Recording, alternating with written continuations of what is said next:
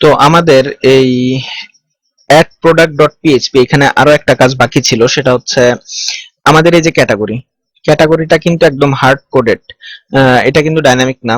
অর্থাৎ আবার আরেকটা যে ফিল্ড আছে অ্যাড নিউ, অর্থাৎ নতুন কোনো ক্যাটাগরি যদি আমরা অ্যাড করতে চাই, এটা কিন্তু এখন আমরা মানে অ্যাক্টিভ করি নাই যে আসলে এটা কিভাবে কাজ করবে। তো এটাকে কাজ করার জন্য আমরা নতুন একটা টেবিল তৈরি করব ডাটাবেজে। তো আমরা ডাটাবেজ আমাদের যেটা আছে প্রজেক্ট, সেখানে আমরা ক্লিক করলাম এবং create new table on database. তো এখানে আমরা একটা টেবিল তৈরি করব ক্যাটাগরি নামে। এখানে সমস্ত ক্যাটাগরিগুলো থাকবে। তো এখানে আমরা দুইটা ফিল্ড নেব, দিলাম। এখানে প্রথম ফিল্ডটার নাম দিব আমরা আইডি, ক্যাটাগরির আইডি, এবং এটা ইন্টিজার টাইপ হবে, লেংথ দেওয়া লাগবে না। প্রাইমারি ইন্ডেক্স দেব এবং অটো ইনক্রিমেন্ট টিক চিহ্ন দিব। এরপর যে ফিল্ডটা তার নাম দিব হচ্ছে ক্যাটাগরি, অর্থাৎ আমাদের যে ক্যাটাগরির নামটা হবে সেটা। এটা হবে ভেরিয়েবল ক্যারেক্টার এবং এর লেংথ দিলাম হচ্ছে 50 ক্যারেক্টার,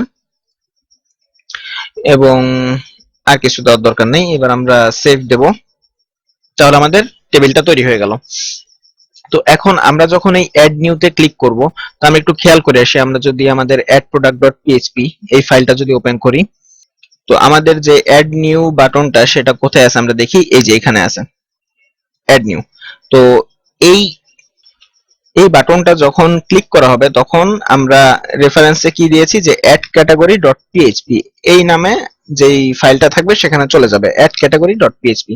তো এই ফাইলটা আমি তৈরি করেছি অ্যাড ক্যাটাগরি ডট পিএইচপি। এটা যদি ওপেন করি, এটা ওপেন করলে আমরা এখন অ্যাড ক্যাটাগরি ডট পিএইচপি এটাতে যদি আমরা যাই, একটু দেখে আসি যে কিরকম পেজটা।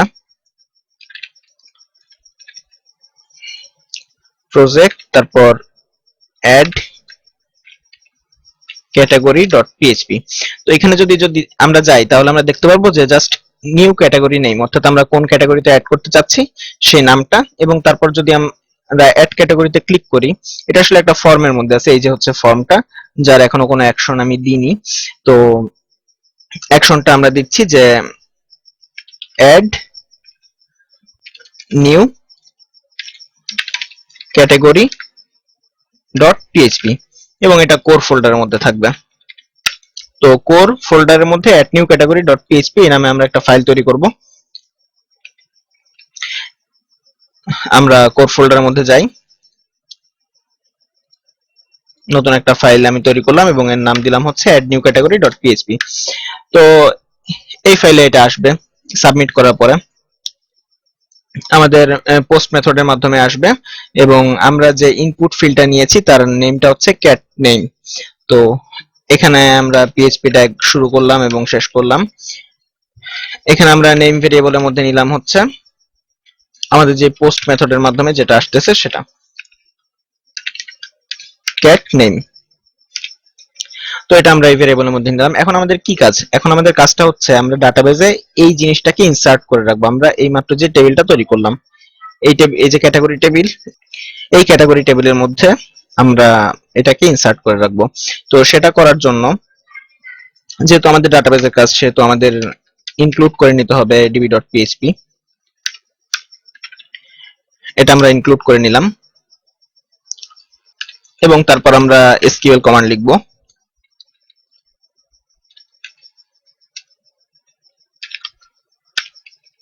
এখানে আমরা লিখব ইনসার্ট ইনটু, কোন টেবিলের মধ্যে? ক্যাটাগরি, আমরা যে টেবিলটা তৈরি করেছি সেই টেবিলের মধ্যে ইনসার্ট ইনটু ক্যাটাগরি। এবং এর একটাই মাত্র ফিল্ড, দুইটা ফিল্ড আছে। তো একটা যেহেতু আইডি এবং এটা প্রাইমারি আর অটো ইনক্রিমেন্ট, সেহেতু এটা আমাদের কোনো ইনসার্ট করতে হবে না, এটা অটোমেটিক্যালি ইনক্রিমেন্ট হবে। জাস্ট আমরা ক্যাটাগরির মধ্যে আমাদের ভ্যালুটা ইনসার্ট করব।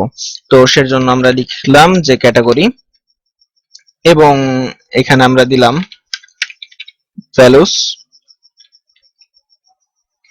অবশ্যই সিঙ্গেল কোটেশনের মধ্যে দিতে হবে, এবং আমরা যে ক্যাটাগরির নামটা পাচ্ছি সেটা আমরা এখানে দিয়ে দিলাম। এরপর এই কুইরিটা রান করতে হবে, সেজন্য মাইএসকিউএল কুইরি ফাংশন, এবং এইখানে এসকিউএল যে স্ট্রিংটা আমরা নিলাম সেটা। তো আমরা ক্যাটাগরিটা অ্যাড আশা করি করতে পারবো এটার মাধ্যমে। আচ্ছা, তো তারপর আমরা কি করব? ক্যাটাগরি অ্যাড করার পরে আমরা ইউজারকে রিডিরেক্ট করে আমরা নিয়ে যাব হচ্ছে আমাদের যেই এই যে ক্যাটাগরির যে পেজটা, অর্থাৎ সে তো এখান থেকে ক্লিক করবে যে ক্যাটাগরি অ্যাড করার জন্য কি করবে, এইখানে ক্লিক করবে। তো এইখানে ক্লিক করার পরে সেই পেজে যাবে, এই পেজে গিয়ে সে ক্যাটাগরিটা অ্যাড করবে এবং তাকে আমরা আবার এই পেজে ফেরত আনবো, যাতে এইখানে এই ড্রপ ডাউন মেনু থেকে সে কি করতে পারে, তার ক্যাটাগরিটা সিলেক্ট করতে পারে। তো এই পেজের হেডার ফাংশনের মাধ্যমে আমরা এই পেজে তাকে ফিরিয়ে আনবো। তো সেটার জন্য আমরা হেডার ফাংশনটা ব্যবহার করছি, এর মধ্যে location.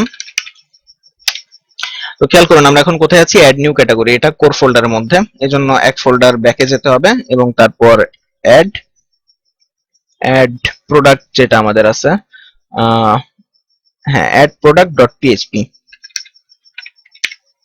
Add product dot PHP এই পেজে আমাদের নিয়ে আসবে। তো এখন আমরা একটু ট্রাই করি, এই পেজটা আমরা রিফ্রেশ করলাম, রিফ্রেশ করার পরে আমরা ক্যাটাগরির নাম লিখলাম যে সাপোজ কম্পিউটার, লিখে অ্যাড ক্যাটাগরি দিলাম। তো আমাদের অ্যাড প্রোডাক্ট ডট পিএইচপি এখানে আমাদের নিয়ে আসলো। তো ভালো কথা। এখন আমরা দেখবো আসলে আমাদের ডাটাবেজে এটা ঠিকমতো ইনসার্ট হয়েছে কিনা। ক্যাটাগরিতে ক্লিক করলাম, না আমাদের ডাটাবেজে ইনসার্ট হয়নি, হয়তো কোনো ভুলের কারণে। আচ্ছা, তো আমি আরেকবার ট্রাই করি, দেখি কাজ হয় কিনা।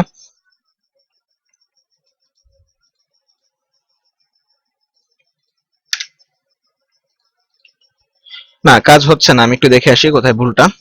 তো আমাদের যে প্রবলেমটা ছিল সেটা সম্ভবত এই যে ক্যাটাগরি, আমাদের যে কলামের নাম সেখানে সিঙ্গেল কোটেশন দিয়ে ফেলেছিলাম আমি। এটা হবে না, কারণ আমরা যখন কলামের নাম লিখবো তখন কোনো সিঙ্গেল কোটেশন হবে না, শুধুমাত্র যখন ভ্যালুগুলো ইনসার্ট করব তখন সেখানে সিঙ্গেল কোটেশন দিতে হবে। তো এবার আমি একটু ট্রাই করি।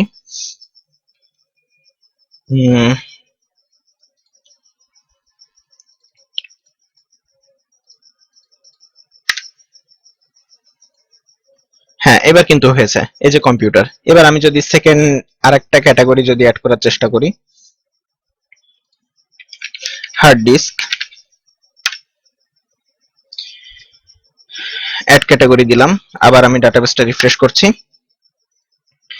এই যে নতুন যেই ক্যাটাগরিটা সেটা হচ্ছে হার্ড ডিস্ক, সেটা আমাদের অ্যাড হয়ে গেছে। তো তো আমাদের ক্যাটাগরি গুলো অ্যাড হয়ে গেল। তো এখন আমরা আমাদের আমাদের ক্যাটাগরি গুলো আসলে কোথায় কোথায় শো করাতে হবে, মোট তিনটা জায়গায় আমাদের ক্যাটাগরি গুলো শো করাতে হবে। একটা হচ্ছে আমাদের যে প্রোডাক্টস মেনুটা আছে সেখানে এই যে সিরিয়ালি এই ক্যাটাগরি গুলো শো করানো লাগবে। তারপর যে আমাদের সাইড বারটা আছে বাম পাশে এটা, তো এখানে আমাদের এই ক্যাটাগরি গুলো শো করানো লাগবে। আর থার্ড হচ্ছে আমাদের এই ফিল্ডটা। তো এই সমস্ত জায়গায় আমাদের এই ক্যাটাগরি গুলো আনা লাগবে। তো আমরা প্রথমে আমাদের যে মেনুটা আছে সেখানে আমরা দেখি ক্যাটাগরি গুলোকে কিভাবে আনা যায়, অর্থাৎ আমরা ডাটাবেজে শুধুমাত্র যে ক্যাটাগরি গুলো সেভ করে রাখবো এইখানে সেই ক্যাটাগরি গুলো কিভাবে এক এক করে আনা যায়। তো আমাদের এই মেনুটা কোথায় আছে, আমাদের এই মেনুটা আছে হচ্ছে হেডার ডট পিএইচপি সেখানে। তো হেডার ডট পিএইচপি যদি আমরা ওপেন করি, ওপেন করার পর আমরা দেখতে পারবো যে আমাদের মেনুগুলো হচ্ছে এই যে ডেস্কটপ, নোটবুক, ট্যাবলেট, মনিটর এইখানে। তো এখন এইখানে আমাদের যে কাজটা করা লাগবে সেটা হচ্ছে আমরা পিএইচপি কোড লিখবো, সেজন্য আমরা ট্যাগ শুরু করলাম। এরপর যেহেতু আমরা ডাটাবেস থেকে এখন ডাটাগুলো আনবো সেহেতু আমাদের ডাটাবেসটা ইনক্লুড করে নিতে হবে। তো অলরেডি না, ডাটাবেসটা ইনক্লুড আছে কিনা আমরা দেখি ফাংশনস ডট পিএইচপি তে। আহ, আমরা খেয়াল করি যে আমাদের যে ফাংশনস ডট পিএইচপি টা আমরা ইনক্লুড করেছি সেই ফাংশনস ডট পিএইচপি তে অলরেডি কিন্তু ডাটাবেসটা ইনক্লুড করা আছে, সেজন্য আমাদের এক্সট্রা ডাটাবেসটা ইনক্লুড করা লাগবে না, অটোমেটিক ওটা ইনক্লুড হয়ে গেছে। তো এখন যেটা করতে হবে সেটা হচ্ছে এসকিউএল লিখতে হবে। এসকিউএলটা কিরকম হবে, এসকিউএলটা যেহেতু আমরা এখন ডাটাটা নিয়ে আসতেছি ডাটাবেস থেকে সেহেতু সিলেক্ট অল ফ্রম ক্যাটাগরি, অর্থাৎ আমরা ক্যাটাগরি ডাটাবেস থেকে সবকিছু সিলেক্ট করতেছি। সিলেক্ট অল ফ্রম ক্যাটাগরি এটা দিলাম এবং একটা ভেরিয়েবল নিচ্ছি রেজাল্ট এবং এর মধ্যে লিখলাম যে মাইএসকিউএল কুইরি, স্ট্রিংটা হচ্ছে এসকিউএল। এরপর আমরা একটা হোয়াইল লুপ নেব, হোয়াইল লুপের মধ্যে আমরা লিখব যে variable row equal MySQL fetch array. এবং এই অ্যারের মধ্যে যাবে আমাদের যে রেজাল্ট ভেরিয়েবল সেটা। আচ্ছা, তো এই অ্যারের মধ্যে আমরা কি করব, যেহেতু আমাদের ক্যাটাগরি ডাটাবেজের মধ্যে মাত্র দুইটা ফিল্ড আছে, একটা হচ্ছে আইডি আর একটা হচ্ছে ক্যাটাগরি নেম, অর্থাৎ যে ক্যাটাগরি সেটা। তো সেখান থেকে আমরা জাস্ট ক্যাটাগরি নামগুলো আমরা এখানে শো করাবো। তো সেটার জন্য যখনই এই লুপের মধ্যে এন্টার করবে তখনই আমরা ইকো দেব। এখানে আমরা ইকোর মধ্যে সিঙ্গেল কোটেশন দিলাম এবং শেষ করলাম। এই ইকোর মধ্যে আমাদের কি থাকবে, ইকোর মধ্যে আমরা এই যে কোনো একটা নিয়ে আসি, এটা কপি করলাম এবং এখানে পেস্ট করলাম। অর্থাৎ যতগুলা আমাদের ক্যাটাগরি থাকবে এই হোয়াইল লুপের মধ্যে ততবার প্রবেশ করবে এবং ততগুলা এই এলআই প্রিন্ট করতে থাকবে, তার মানে অটোমেটিক আমাদের এই জিনিসটা চলে আসবে।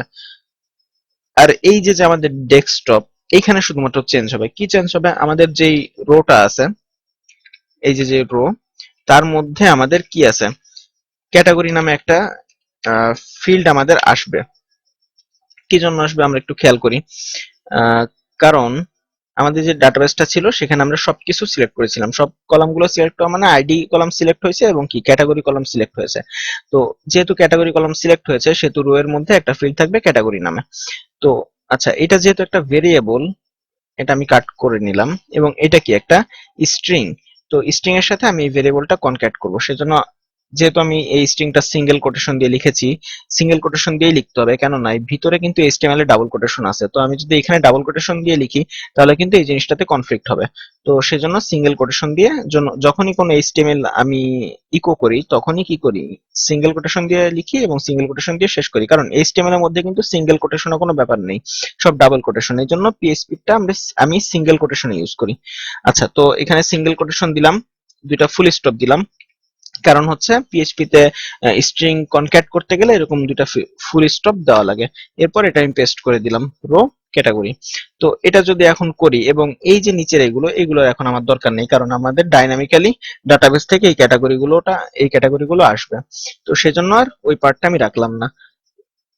তো এখন যদি আমি একটু আমাদের যে কোনো একটা পেজ রিফ্রেশ করলাম এবং আমি যদি এখন প্রোডাক্টসে যাই দেখবো যে কম্পিউটার এবং হার্ড ডিস্ক এছাড়া কিন্তু আর কোনোটা আমাদের এখানে নেই।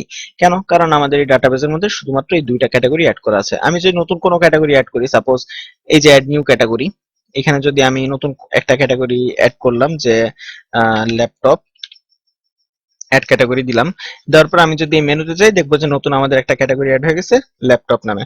অর্থাৎ আমরা এখন যখনই কোনো ক্যাটাগরি অ্যাড করব ডাইনামিক্যালি এখানে চলে আসবে। শুধু এখানে না, আমাদের এখন কি করতে হবে, এই যে যে সাইড বার সেখানেও আনতে হবে। তো সাইড বারটা কোথায় আছে, সাইড বারটা আমরা এখন খুঁজে বের করব। সাইড বারটা আছে হচ্ছে এই হেডার ডট পিএইচপি এর মধ্যে আমাদের সাইড বারটা আছে, একটু নিচের দিকে হয়তো। সাইড বারটা আছে হচ্ছে এই যে ডিভাইডি সাইড বার, এখানে সাইড বারটা আছে এবং এই যে হচ্ছে সেগুলো আমাদের। তো একই কোড, এই যে যে এখানে আমরা যে কোডটা ব্যবহার করলাম, এখানে আমাদের কোডটা হচ্ছে এই যে, এটাকে আমরা কপি করব। কপি করে আমাদের যে সাইড বারটা আছে এখানেও সেই একই ভাবেই লেখা ইউএলএলআই দিয়ে, তো সেজন্য আমরা এইটুক কেটে দিব এবং এখানে আমাদের যে পিএইচপি কোডটা সেটা পেস্ট করে দিব। পেস্ট করার পরে এবার আমি এটা সেভ করলাম, সেভ করে আমি এই পেজটা রিফ্রেশ করলাম, রিফ্রেশ করলে দেখবো যে আমাদের শুধুমাত্র যে তিনটা ক্যাটাগরি সেটা কিন্তু এখানে চলে আসছে। তো এই পার্টটা গেল, এবার আমাদের আরেকটা পার্ট বাকি আছে, এই যে অ্যাড নিউ প্রোডাক্ট, সেখানে এই ক্যাটাগরিগুলো ডাইনামিক্যালি আনার জন্য। তো সেটার জন্য আমাদের কই যেতে হবে, আমাদের যে অ্যাড প্রোডাক্ট ডট পিএইচপি এখানে এই জিনিসটা আছে সেখানে আমাদের যেতে হবে। তো অ্যাড প্রোডাক্ট ডট পিএইচপি এটা আছে এই যে এই ফাইলটা। তো এইখানে গিয়ে আমাদের এই যে হচ্ছে সেই কম্পিউটার অর্থাৎ আমাদের যে হার্ড কোডের ডাটাটা এখানে ছিল সেটা। তো এই জায়গাটা আমাদের এখন চেঞ্জ করতে হবে। তো চেঞ্জ করার জন্য আমাদের এটা একটু খেয়াল করি, অপশনটা বারবার রিপিট হচ্ছে, তার মানে এটাই আমাদের, এখানে আমাদের কাজটা করতে হবে। এখানে আমরা আমাদের যে পিএসপিটা সেটা আমরা কপি পেস্ট করে দিলাম। আমি একটু ফরম্যাটিং করে নিচ্ছি লেখাটা।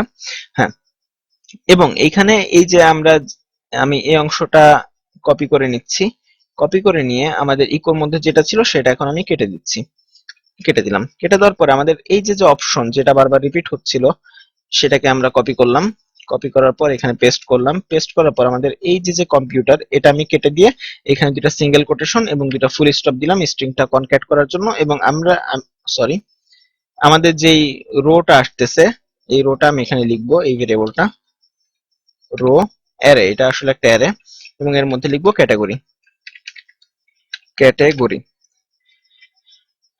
এবং এই এক্সট্রা যেগুলো আছে সেগুলো আমি কেটে দিলাম। কেটে দেওয়ার পর এবার যদি আমি ওই পেজটা রিফ্রেশ করে আমি যদি এখন এই মেনুতে যাই, দেখবো কম্পিউটার, হার্ড ডিস্ক, ল্যাপটপ, অর্থাৎ আমি ঠিক যেই কয়টা ক্যাটাগরি অ্যাড করছি সেই কয়টা এখানে শো করতেছে। তাহলে আমাদের এই ফিল্ডটা, এই কাজটা কমপ্লিট হয়ে গেল। আরেকটা ব্যাপার আছে, সেটা হচ্ছে এই যে অ্যাড নিউ ক্যাটাগরি, এই পেজটা কিন্তু সাধারণ ইউজাররা কিন্তু অ্যাক্সেস করতে পারবে না। এটা শুধুমাত্র অ্যাডমিন অ্যাক্সেস করতে পারবে। তো সেটা আমি দেখিয়েছিলাম আগে কোন এক পর্বে, যে কিভাবে এই যে অ্যাড ক্যাটাগরি, অ্যাড প্রোডাক্ট যে পেজটা, সেটাই কিভাবে মানে সাধারণ ইউজাররা অ্যাক্সেস না করানো যায়, শুধুমাত্র অ্যাডমিন যেন অ্যাক্সেস করতে পারে, সেই প্রসেসটা যেভাবে আমি করেছিলাম ঠিক একইভাবে এই পেজেও একই প্রসেসে সাধারণ ইউজারকে রেস্ট্রিকশন দিতে হবে, যাতে সেই পেজটা না ব্যবহার করতে পারে, শুধুমাত্র অ্যাডমিনের জন্য। তো সেই কাজগুলো আমি পরে কোনো এক পর্বে করব। তো আজকে এই পর্যন্তই।